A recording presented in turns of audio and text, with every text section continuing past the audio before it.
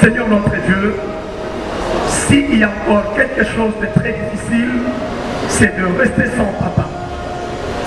Je sais que ce n'est pas facile de manquer un père. Mais je me réjouis parce que la Bible dit, tu es le père des orphelins. Je sais que ce n'est pas facile. En ce moment où je prie, mon Dieu,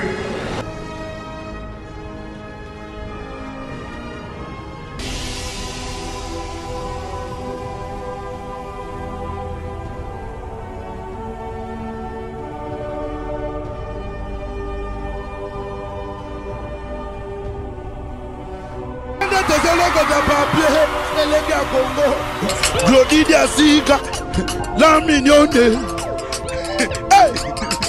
la mignonne, Tracy Mbelenga bro, Tracy Mbelenga bro, Kata. Du nouveau au Canada, Yasika Eye. Bana Canada, palme d'or, carotino, huile de palme raffinée riche en vitamines A et E, rajeunit la peau et fixe le problème des yeux. Carotino sans odeur, ni fumée, ni mousse. Produit de Mwanamboka Yulu Connexion, déjà disponible à Montréal. Pour tout contact, Bobenga Naba numéro Oyo. Palme d'or, carotino et Kangi Masolo. Okoki kolambelango misuni, bandunda, nyonso, ekoleka kitoko. Mama, pona belubu na bino nyonso, bobukana te, ezali kitoko makasi. Pona kosepelisa papa pe libota mobimba, palme d'or, carotino, eye. Eloko ya mwana mboka, toujours kitoko. Palme d'or, carotino, l'huile de palme qui nous convient. Palme d'or, carotino, et bongisi elubwa ba mama e. Carotino, kitoko makasi.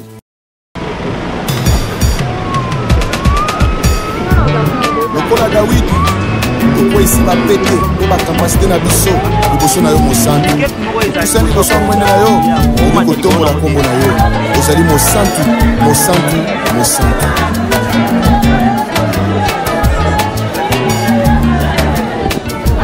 Kolona belemi liboso mwende na yo ya bokonzi. Kono tokumisa kombo na yo bosantu, bosambe na yo. Mosantu, mosantu, mosantu, masila yokumama. Mosantu, mosantu, mosantu, masila yokumama. Kolona belemi liboso mwende na yo ya bokonzi. Kuna kotombola kombo na yo bosantu, bosambe na yo. Mosantu, mosantu, mosantu, masila yokumama. Mosantu, mosantu, mosantu, masila yokumama. Ubongi na nzembo, ubongi na kembo, ubongi na nzembo, ubongi na kembo. Mosantu ya lola ya mayango, ubongi na bazembo, ubongi na lokumu, ubongi na bazembo. Mosantu ya lola ya balo yemo. Zembo, reconnaissance à mon témoin,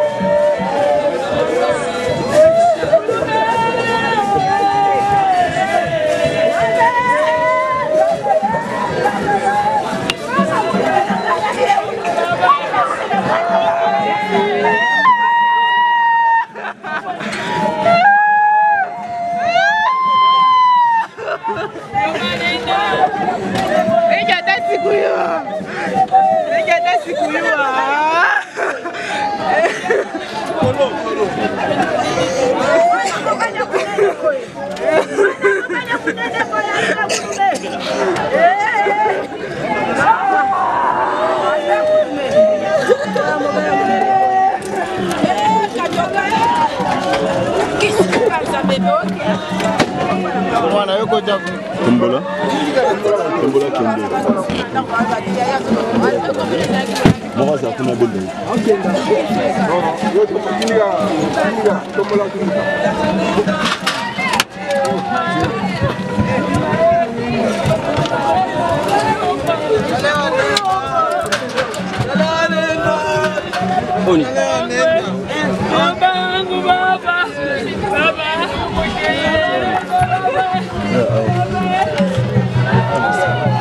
Encadré.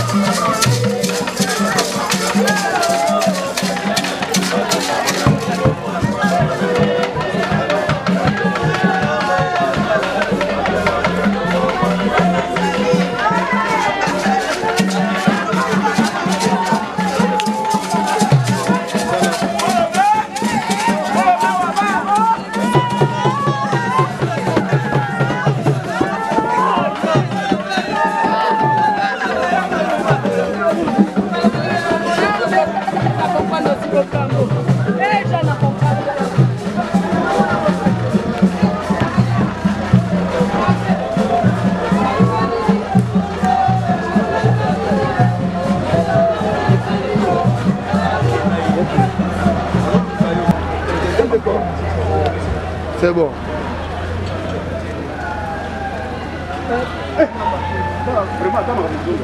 Vraiment,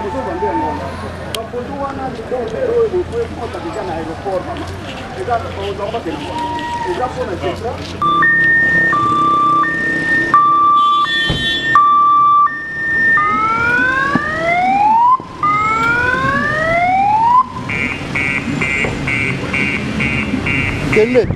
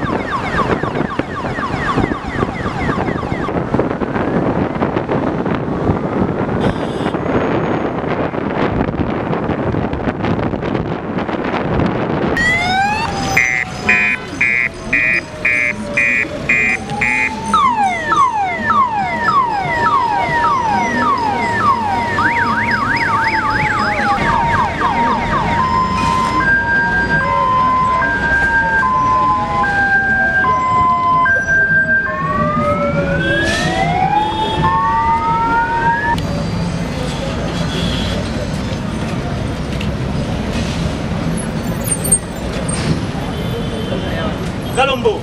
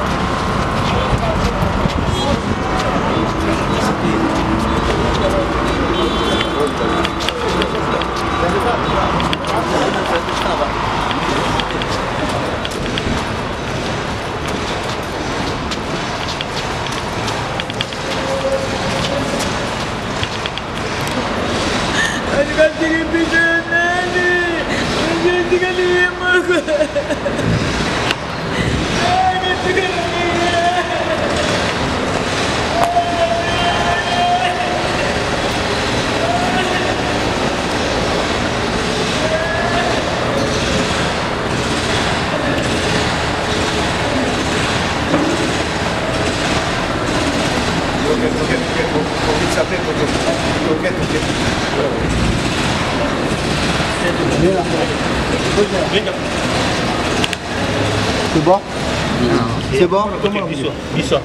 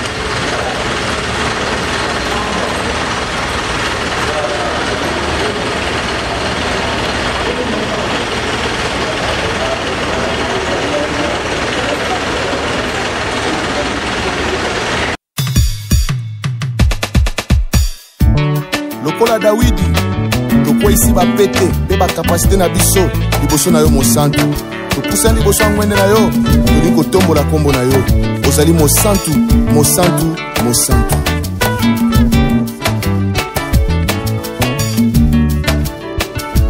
kolona belemi liboso ya ngwende na yo ya bokonzi mpona kokumisa kombo na yo bosantu bonzambe na yo Oza mosantu, mosantu, mosantu, masiya yokumama.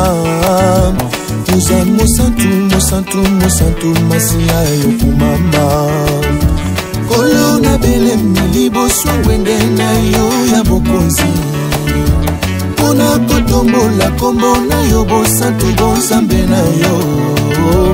Oza mosantu, mosantu, mosantu, masiya yokumama. Oza mosantu, mosantu, mosantu, masiya yokumama. Obongi na nzembo, obongi na kembo, obongi na nzembo, obongi na kembo. Mosantu ya lola ya mayango, obongi na banzembo, obongi na lokumu, obongi na banzembo. Mosantu na lola ya balo yembo, obongi na zembo, reconnaissance a motema na ngai. Obongi na zembo, mosantu na lola ya mayango. Obongi na banzembo, obongi na lokumu.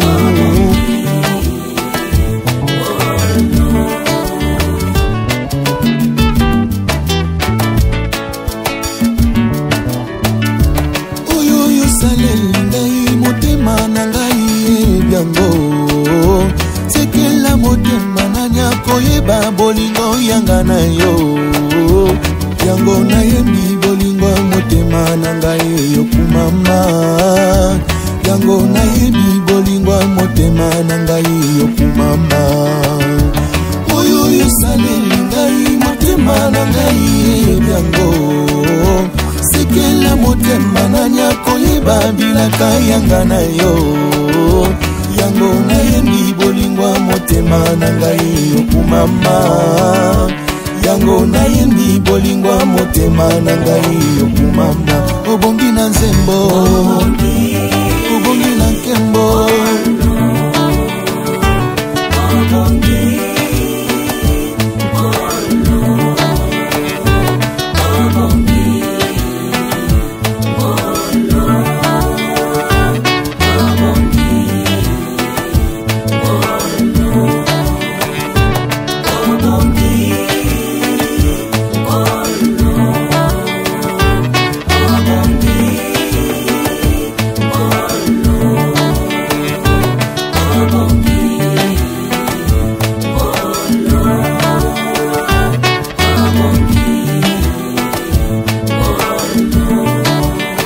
Quand Christ était sur la terre, il avait toute la plénitude de la divinité en lui. Étant monté en haut, il t'a donné une portion pour continuer son œuvre. Ainsi, que cela ne fasse pas de toi un orgueilleux, mon frère. Donnons toute la gloire, l'honneur et la louange à Jésus.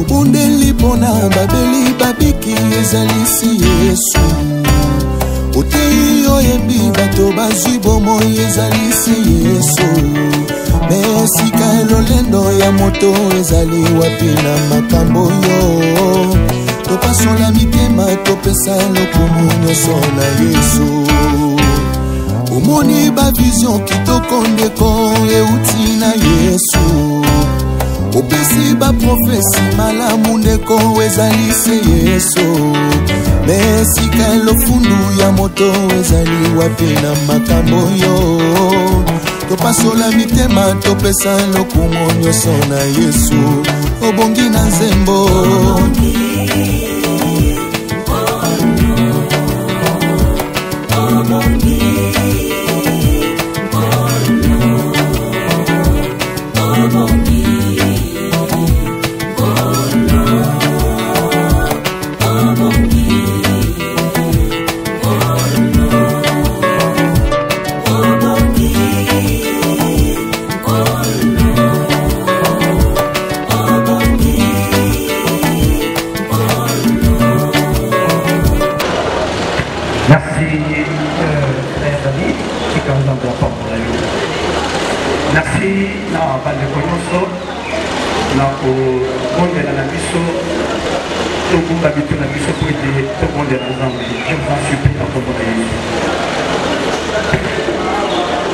Nous te disons merci notre Dieu, Père éternel, pour tout l'amour que tu as pour nous.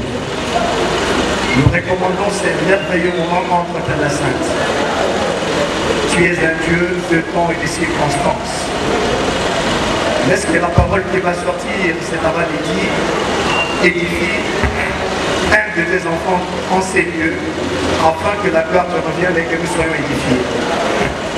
Nous recommandons ces lieux entre tes mains saintes. Nous te prions, Jésus, de prendre ta possession et que tu domines sur ces lieux, car tu es le propriétaire de toutes choses. C'est encore là que te disons merci au nom de Jésus. Amen. Merci. Nous disons merci à notre Dieu. Oui, apprécie Dieu dans le temps pour que tout le monde ici pour nous. Pour nous appeler là, et le monde a banni pour nous éprouver. Pour nous appeler sa vie à la ndenge tulubaki na butu oyo akondisaka mitema ezali kobele nzambe lelo nakotanga na mokanda na Jean chapitre yango 13 la verset yango 34 et 35. La Bible dit ceci. Bible le dit oui. Je vous donne un commandement nouveau. Aimez-vous les uns les autres comme je vous ai aimé, vous aussi aimez-vous les autres. À ceci, tous connaîtront que vous êtes mes disciples, si vous avez de l'amour les uns envers les autres. Amen.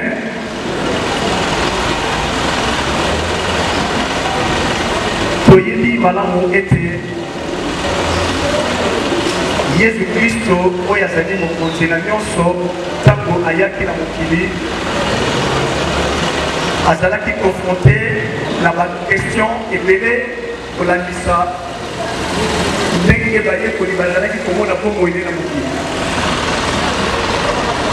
eza na eloko moko ezali très intéressant ntango batuli Yesu Kristo ayebisa bango na mibeko oyo Moïse atikaki mobeko nini oyo et l'équilibre pour nous. Et il y a le Christ et la dignité. Kokuliga nzambe na yo na motema na yo kokiba na makanisi na yo na mayele na yo na bomoto na yo nyonso koyininga na potaki mpe aye koloba na suka ete eza na moko mpe lisusu ekokani na ye na yango plutôt ezali ete linga moninga ndenge olingi linga moninga na yo nazali kokumisa nzambe mpona ordre oyo nzambe aza yango na maloba na ye soki botali malamu maloba wana elobamaki avant basali kokotina motango mais ekomi na eleko moko yesu kristo aye koloba ntango ekati na matanga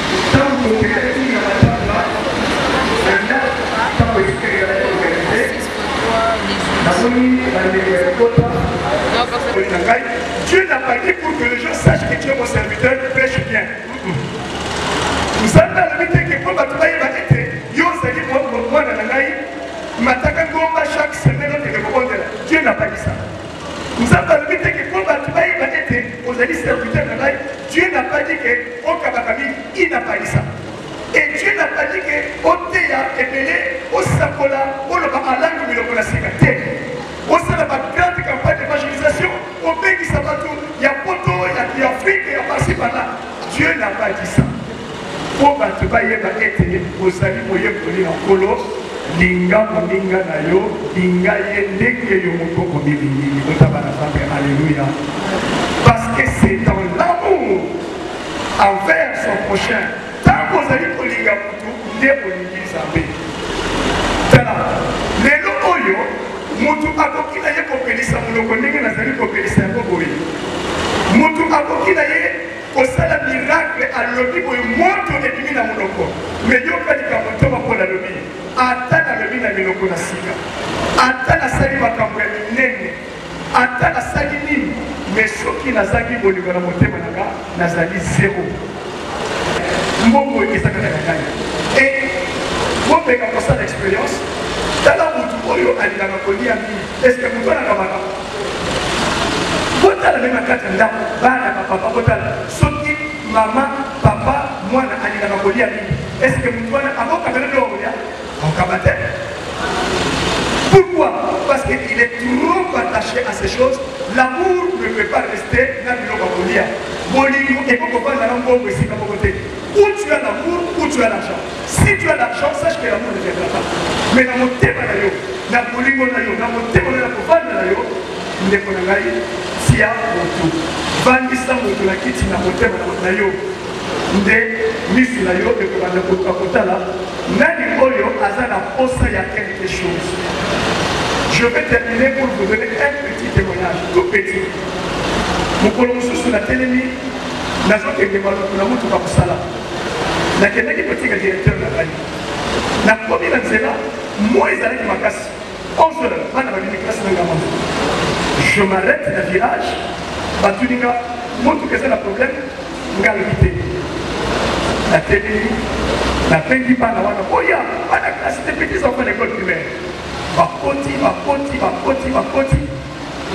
natuni bango kokebwa balobi tozokende na iye nabitoke nazokoma na iye na telemi bakiti deux batikali na moto bayebisika balobi papa nzambe apambola yo makasi apesa yo motuka ya sika koleka oyo mutu tozalaki na alobi bo apambola bino bato tozangi yango te ake topamboleka na ye tozotambusa dejango ake tozotambusa ya ngai te et nayoka maloba wana ondire bato bapambola na ngai esi nayoka bato bapamboli ngai mais ya mokolo wana nayokaki ondire bon vous imaginez motuka ya vitesse ya maboko je n'ai pas pu engager la vitesse parce que mes jambes tremblotaient, ma main n'arrivait pas, je sentais cette parole très lourde. 3 ans après, j'ai eu un nouveau bis. Yasika, Batika na Kotambo na Mote, bis wana elongwe na mboka poto na conteneur. Et directement, j'ai pensé à ces enfants. J'ai dit, si n'avais pas donné, je n'allais pas recevoir. Si vous voulez recevoir, il faut donner. Alléluia. Ceux qui oyebi pour que ça vous rigole. Regardez même dans la maison. Quand l'homme aime sa femme ou bien la femme aime son mari, regardez que dans ce couple, il y a l'harmonie. Mais ceux qui vont lingo et ça et ça on a un téléphone de sonner. Maintenant, il y a des lieux. Et ça, nous avons dit, pourquoi chaque fois que tu as un téléphone, on peut savoir un téléphone de la l'habitude, on peut savoir un téléphone de la vérité. La salle de transfert, il y a après le panneau. Ceux qui vous appellent et que le téléphone est à mon kanga, il y a rien qui soit là. Donc ça y est, à répondre, vous doit aller, ça y est. Ah, comment tu peux faire ça? Je dis, mais j'ai fait ça pour le problème. Il y a la boutique à la poste à la boutique. Oui, ça c'est toi. Mais moi, je ne reproche de rien. Je ne reproche de rien. Il faut donner. Aimez-vous les uns les autres. Linga église, vous allez bébé, il a non?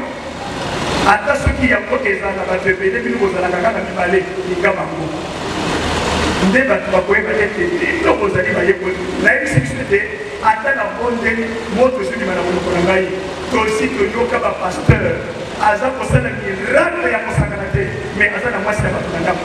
La femme d'autrui, posez-vous la question, soki likambo oyo pasteur wana asali mwasi ya moninga to mobali ya moninga eke balobi basala ye, comment il va se sentir? C'était bon, mais moi j'ai voulu aujourd'hui, aimez-vous les uns les autres. C'est alors que le monde, vous êtes les disciples de Jésus. Il ne sert pas de crier, il ne sert pas de faire trop de démonstrations aujourd'hui. Aujourd'hui, nous avons des grands pasteurs et des petits pasteurs. J'ai toujours dit, il n'existe pas de grands pasteurs et de petits pasteurs, mais il existe un faux et un vrai. Où tu es faux, où tu es vrai. Mais dire que tu es grand, je ne te croirais pas. Mais il y a des questions comme ça, mon collègue. Qui te dit que ça peut être le collègue? J'étais en train de filmer un jour, dans un filmer, tout ça qui a manifesté de l'école. Un monsieur se présente devant, il dit, je suis le pasteur qui doit sortir. Il termine. Il s'en va, il se rappelle, il rentre. Monsieur, caméra. Ah oui. Je ne suis pas n'importe quel pasteur. Je ne suis pas le pasteur de Bizarre. Je suis docteur, pasteur,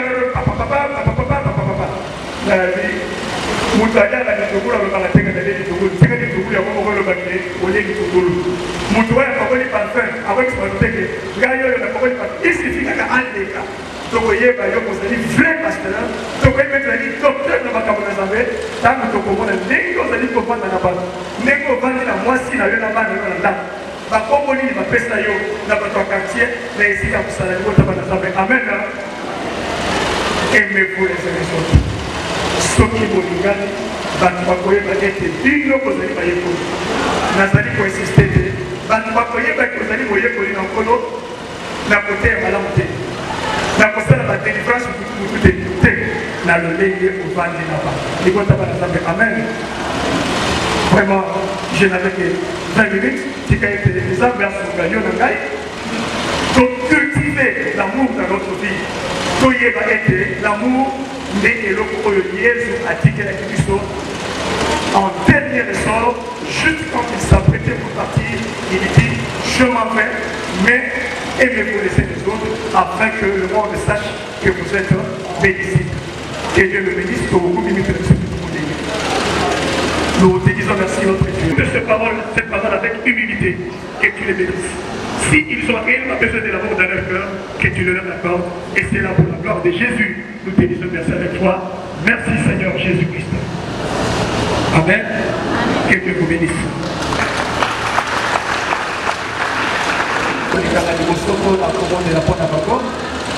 Et maman, on m'a donné les noms et la vie, parce que ça, non? Après les gars, on a beaucoup de l'entrée qu'on a eu. Et ça a toujours été un moment crucial aussi, parce que ces enfants restent, ça doit attirer aussi notre attention. On vient de parler de l'amour. Nous avons avec nous maintenant les orphelins, nous avons les veuves. C'est pour foi, la Bible dit, la religion pure et sans tache consiste à assister les orphelins.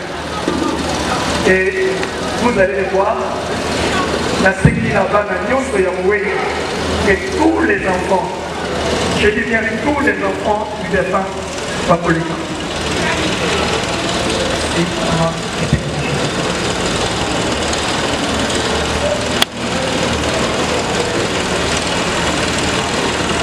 Les enfants peuvent aussi s'apprêter, s'il vous plaît. Je vais demander si dans la salle, il y a un autre pasteur, s'il peut venir, parce que je ne vais pas faire seul ce travail. Ah oui, maman est pasteur. Merci beaucoup, maman. Oui, papa, merci beaucoup.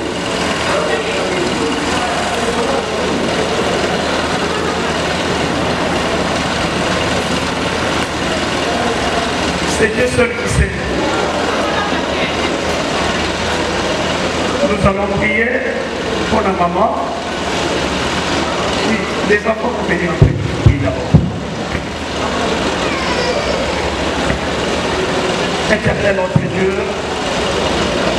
créateur de toutes choses visibles et invisibles. Nous savons, Seigneur notre Dieu, que c'est un temps pas très facile. Mais nous sommes appelés, Seigneur notre Dieu, à l'acceptance. Il n'est pas toujours facile, Seigneur, de perdre un être cher. Surtout la personne avec qui on partage le vie. Mon Seigneur et mon Dieu, Père éternel. Je sais que tu es un Dieu capable de choses impossibles. Je sais ce que tu es capable de faire dans la vie de cette femme. Je sais que ce n'est pas facile, mais je me réjouis parce que ce n'est pas impossible. Maintenant, Yahweh notre Dieu, Père éternel, au nom puissant de notre Seigneur et Maître Jésus-Christ, toi qui es plein d'amour, de miséricorde et de compassion, je recommande, Seigneur, cette veuve entre tes mains. Oui, Seigneur, toi tu sais tous les moments qu'ils ont pu traverser avec cet homme. Oui, je sais que ce n'était pas toujours facile. Je sais que ce n'était pas toujours facile. Ils ont connu aussi des moments difficiles et des moments très difficiles. Mais maintenant, Seigneur, quand c'est le tienne, tout ce qui importe pour nous, Seigneur, c'est que nous puissions prier pour elle afin de la fortifier et la bénir. Au nom puissant de notre Maître Jésus-Christ, que la gloire de Jésus, que la main puissante de notre Dieu te protège et te garde. Et que ce que tu vas manquer, que Dieu t'en donne au centuple selon la parole du Seigneur. Oui, je sais que ce mari qui est parti était quelque chose à tes côtés. Maintenant qu'il n'est plus, nous te recommandons entre les mains du Seigneur afin que tu ne manques de rien. Et que la main de Dieu te garde, la main de Dieu te protège. Oui, nous brisons maintenant, Seigneur, le lien qui est lié à son mari. Maintenant, elle est libre. Nous la déclarons libre. Libre, mais avec toi. C'est pourquoi nous te la recommandons entre tes mains. Au nom de Jésus, notre Seigneur. Nous te bénissons et nous disons merci pour tout ce que tu as fait. Au nom de Jésus. Amen. Rapidement, nous autres qui m'ont lancé dans Bonga, parce que nous avons eu Tiki, la moyen sur le Poussana, la Mukanda et Pesa Belinga, information sur le tête, avant que vous avez bossé les mots comme sous. Mais où il y a été, il y a dit, moi, il y a papa Albert, la collègue de la Pologne.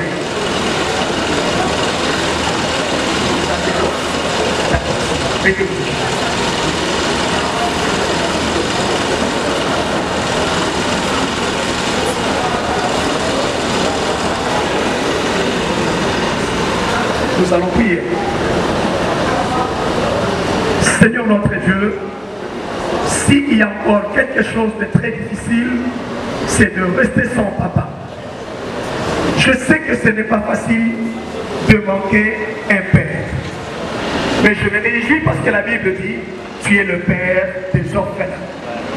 Je sais que ce n'est pas facile. En ce moment où je prie, mon Dieu, je vois combien d'enfants de rue se déclarent orphelins ou sont déclarés orphelins de père ou de deux parents. En ce jour, nous recommandons ces enfants entre tes mains, Jésus. Mon Seigneur et mon Dieu, laisse que tu bénisses abondamment ces enfants. Je sais qu'ils ne seront pas tous sur place. Ma prière va aussi jusqu'à ceux qui ne sont pas ici avec nous. Oh mon Dieu, en quelque lieu où ils se trouvent, partout où ils sont, Seigneur, que cette prière soit aussi en leur faveur. Mon Dieu, mon roi, Père éternel, Père éternel, ce Père l'espoir. Mais je lui dis, l'espoir est toujours là, parce que toi tu es le Père et le véritable Père. Parce que tu es aussi le Père de leur Père. Comme tu es le Père de leur Père, et que toi tu vis éternellement, Seigneur, continue à faire ton travail de bon berger, de bon Père pour ces enfants. Que leurs études, leur mariage, leurs projets, tout ce dont ces enfants ont besoin pour leur vie future, je te le recommande entre tes mains. Mon Seigneur et mon Dieu, que la gloire de Jésus, que la puissance de Christ puisse protéger ces enfants partout, que ces enfants soient sous ta houlette. Encore nous te disons merci, tout en espérant Yahweh notre Dieu, que tu es capable de faire au-delà de tout ce que nous te demandons, car avant même que nous te demandions, Seigneur, toi tu savais ce dont nous avons besoin. Je bénis tout ce qu'ils ont à faire dès maintenant, à jamais. Au nom puissant de notre Maître Jésus, nous te disons merci de toi. Merci Seigneur Jésus-Christ. Amen.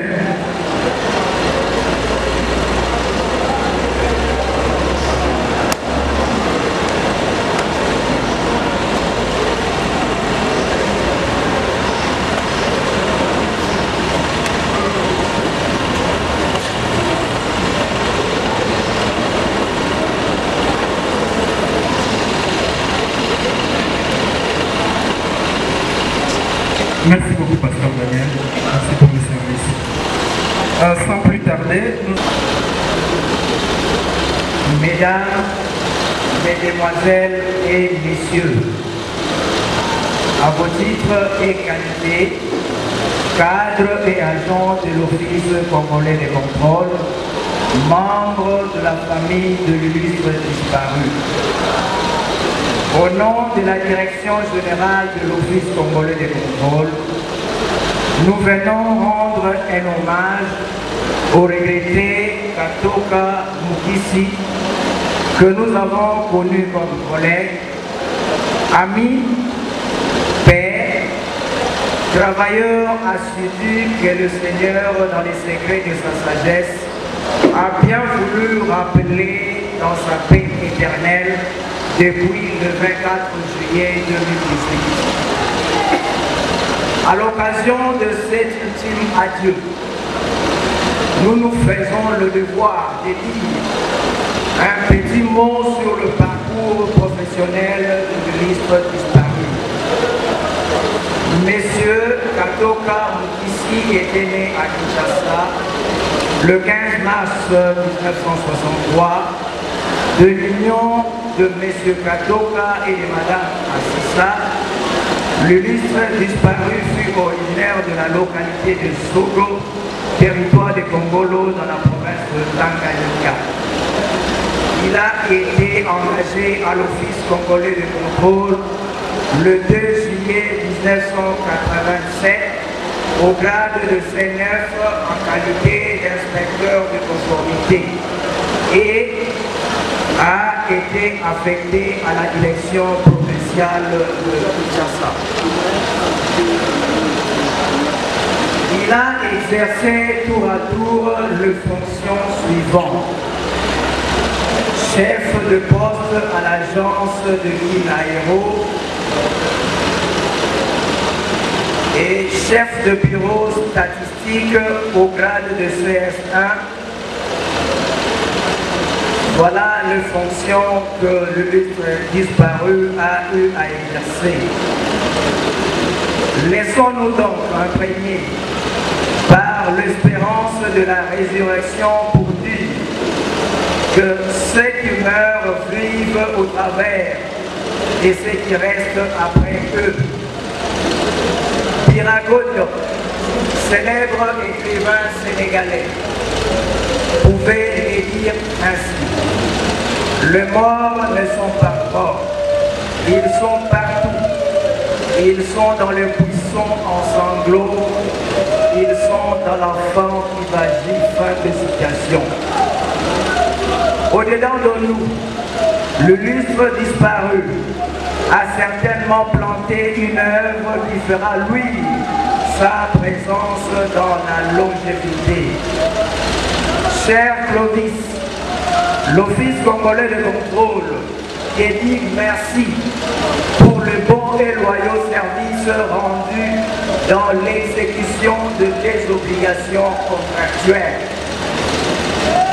Puissions-nous, avant de finir, émettre un regard de compassion sur la veuve et les orphelins que le défunt laisse derrière lui.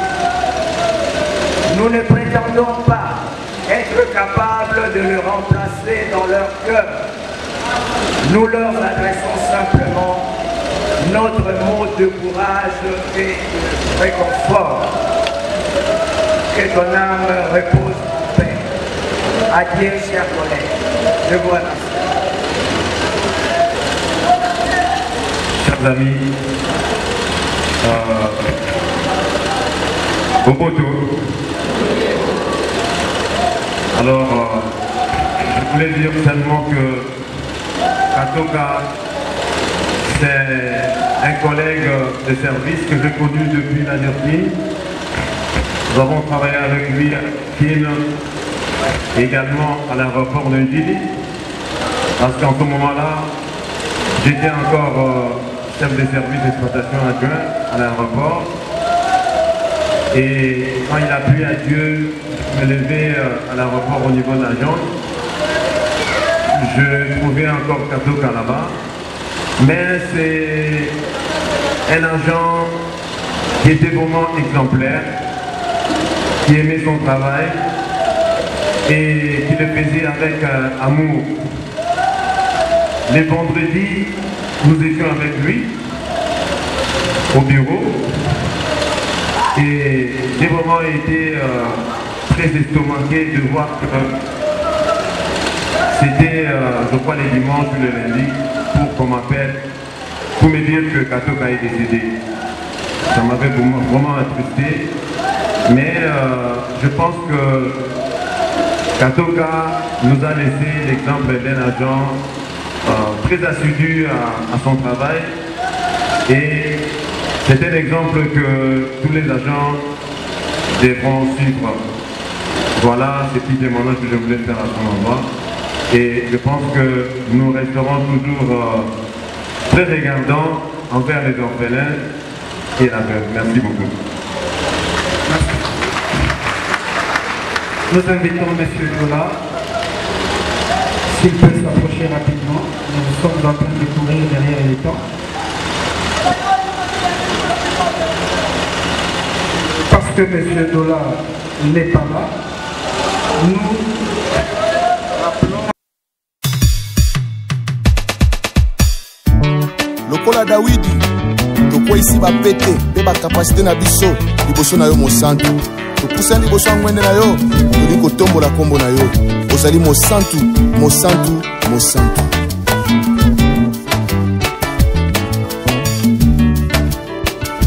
Kolona belemi liboso ngwende na yo ya bokonzi. Pona kokumisa kombo na yo bosantu bonsambe na yo. Oza mosantu, mosantu, mosantu masiya yo kumama. Oza mosantu, mosantu, mosantu masiya yo kumama. Kolona belemi liboso ngwende na yo ya bokonzi. Pona kotombola kombo na yo bosantu bonsambe na yo. Oza mosantu, mosantu, mosantu masiya yo kumama. Oza mosantu, mosantu, mosantu masiya yo kumama. Obongi na nzembo, obongi na kembo, obongi na nzembo, obongi na kembo. Mosantu ya lola ya mayango, obongi na banzembo, obongi na lokumu, obongi na banzembo. Mosantu na lola ya balo yembo, obongi na zembo. Reconnaissance a motema na ngai, obongi na zembo. Mosantu na lola ya mayango, obongi na banzembo obongi na lokumu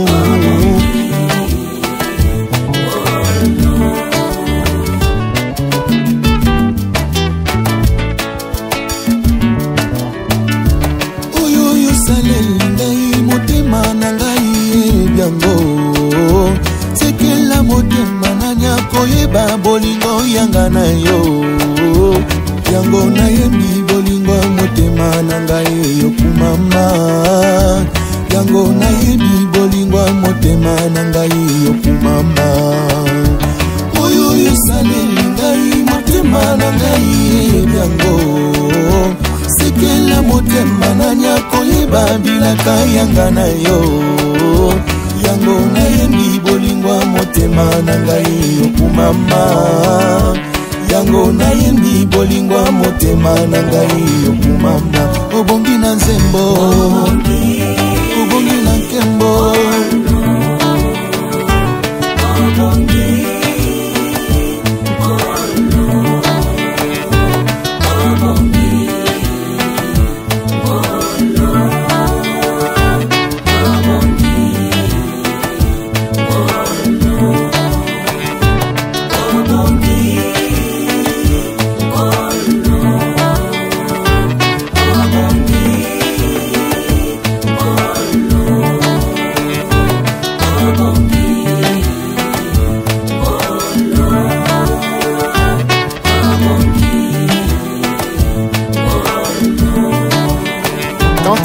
Sur la terre, il avait toute la plénitude de la divinité en lui. Étant monté en haut, il t'a donné une portion pour continuer son œuvre. Ainsi, que cela ne fasse pas de toi un orgueilleux, mon frère. Donnons toute la gloire, l'honneur et la louange à Jésus.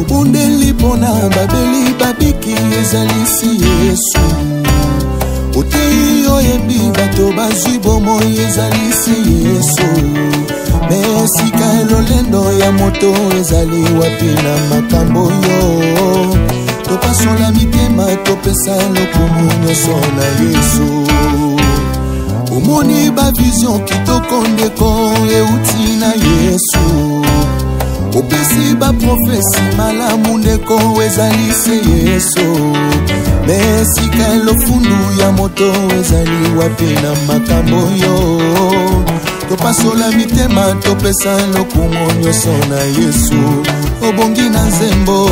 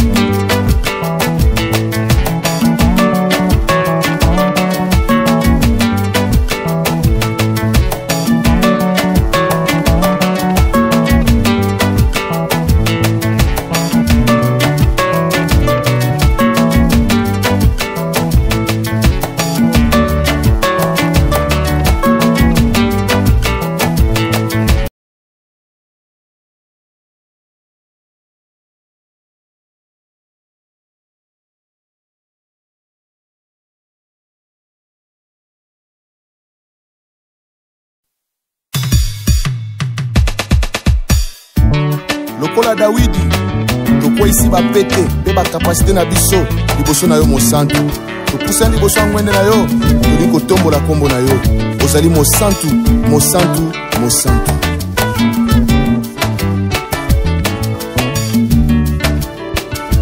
kolona belemi liboso ngwende na yo ya bokonzi mpona kokumisa kombo na yo bosantu bonzambe na yo oza mosantu mosantu mosantu masiya yo kumama oza mosantu mosantu mosantu masiya yo kumama kolona belemi liboso ngwende na yo ya bokonzi mpona kotombola kombo na yo bosantu bonzambe na yo oza mosantu mosantu mosantu masiya yo kumama oza mosantu mosantu mosantu masiya yo kumama obongi na nzembo obongi na nkembo obongi na nzembo obongi na nkembo mosantu ya lola yamba yango obongi na banzembo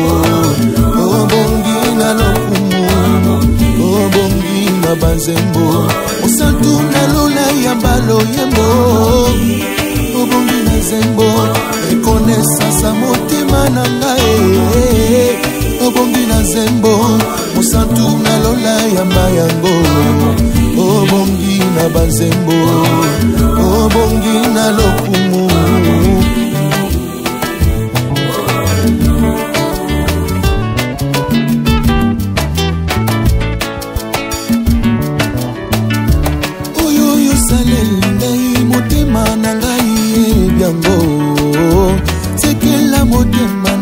koyeba bolingo yanga na yo yango nayembi bolingo motema na ngai yo kumama yango nayembi bolingo motema na ngai yo kumama oyo yosaleli ngai motema na ngai yango sekela motema nanya koyeba bilaka yanga na yo yango nayembi bolingwa motema na ngai yo kumama yango nayembi bolingwa motema na ngai yo kumama obongi na nzembo obongi na nkembo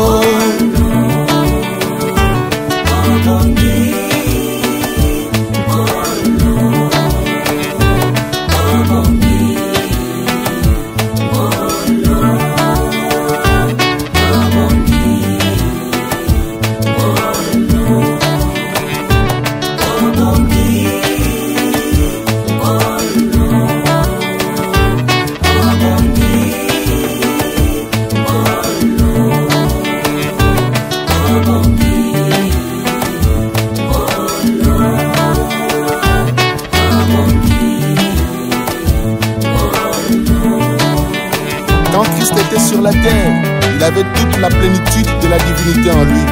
Étant monté en haut, il t'a donné une portion pour continuer son œuvre.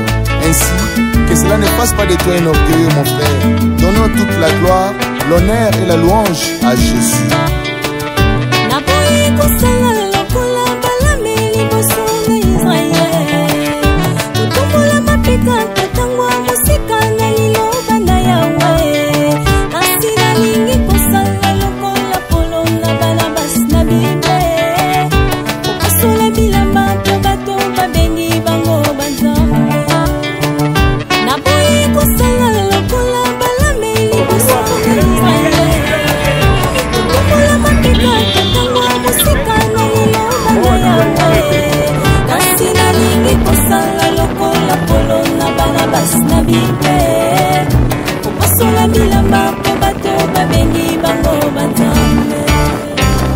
obundeli pona babeli babiki ezalisi yesu otei oyebi bato bazwi bomoi ezalisi yesu me esika elolendo ya moto ezali wapi na makambo yo topasola mitema topesa lokumu nyonso na yesu omoni bavision kitoko ndeko euti na yesu opesi baprofesi malamu ndeko ezalisi yesu mesika elofundu ya moto ezali wapi na makambo yo topasola mitema topesa lokumu nyonso na yesu obongi na nzembo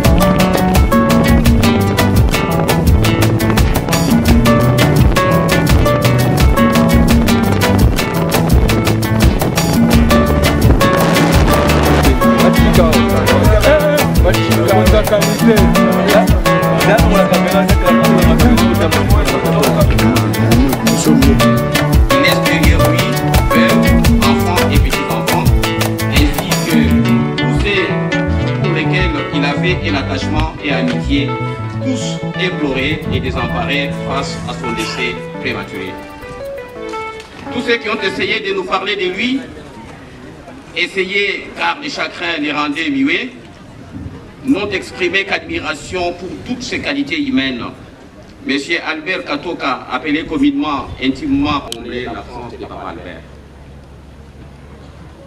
Quant à notre existence en tant qu'être humain, qui s'est défini à travers deux mots extrêmes, tous les enseignements philosophiques, psychologiques et scientifiques mettent l'accent sur le postulat suivant. Dès qu'un homme vient à la vie, il est déjà assez vieux pour mourir. La fin de la vie n'est pas la victoire de la mort sur la vie, mais c'est une transformation de l'être pour une vie nouvelle. De tous ces enseignements, on retiendra que l'être humain ne meurt jamais, il se transforme pour régler. N'allez plus chercher Papa Albert Katoka à son domicile conjugal, numéro 60 de la ville de Mobutu, quartier Boutendele, dans la commune de Mongafla, ni à la sortie du culte de dimanche à l'église ACK dans la commune de Mandamoua, où il était un fervent chrétien, ni même à son lieu de travail à l'OCC, car à cet instant, il vient de changer d'adresse et de commune. Désormais, il reposera ici à la nécropole de Kinshasa, dans les quartiers Polaris, à l'E38, au numéro 1760. Nous exhortons à revenir souvent et chaque fois que vous voudrez rendre visite à sa dernière demeure, sans attendre nécessairement pas le 1er août de chaque année, qui est une journée officielle de mort à l'RDC. Au nom de toute l'équipe de la nécropole et ses partenaires dans l'hôtel de ville de Kinshasa, nous réitérons à vous, sa famille ici présente, nos sincères condoléances. Maintenant que Papa Albert mérite la paix et le repos éternel, nous allons à présent prendre congé de lui, tout en lui disant dans le respect et en toute humilité, au revoir avec des mots simples et précieux, empruntés à la langue chère à ses aïeux. Okay. Merci. Maintenant que nous avons fini de notre cérémonie, pour rendre un dernier hommage à M. Albert, je vous invite tous, les membres de sa famille, amis et connaissances, de bien vouloir vous lever et s'arranger derrière son corbillard des AD pour l'accompagner à sa dernière demeure. Bon retour à domicile et bon week-end.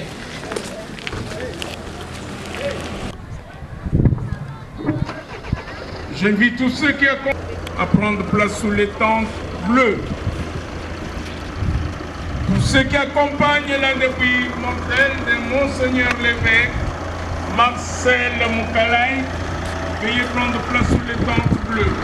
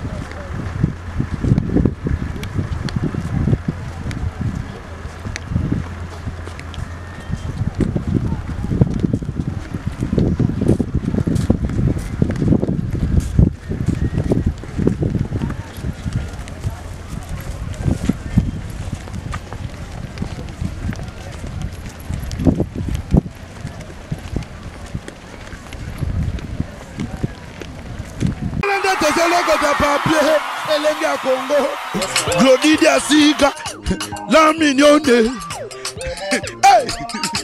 la mignonne Tracy Mbelenga bro Tracy Mbelenga bro Kata